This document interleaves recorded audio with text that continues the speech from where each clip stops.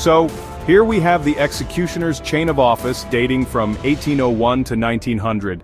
This chain is reputed to have belonged to the executioner of the Asante King Prempeh I. It's quite a remarkable piece of history, you know.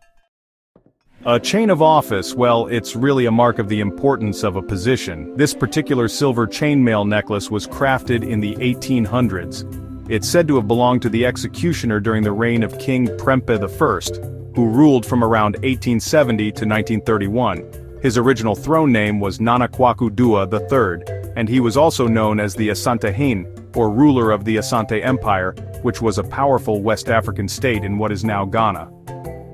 There are historical records of human executions and sacrifices being performed on behalf of Prempeh I. However, it's a bit unclear whether these practices actually continued after 1891. The chain was purchased at auction on behalf of Sir Henry Wellcome in September of 1921. The auction catalogue notes that it was taken by a Major Irving during the Asante Expedition of 1895 to 96. Now, Irving is probably a misspelling of R.A. Irvine, who was an assistant inspector in the Gold Coast Constabulary back in 1896.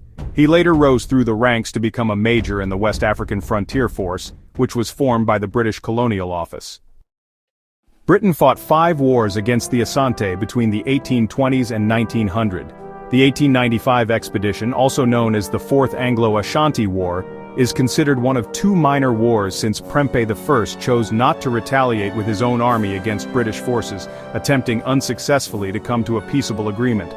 The expedition ended with the destruction and looting of the Asante people's homeland and royal palace. Prempeh I, his mother and 50 other captives were subsequently exiled to the Seychelles.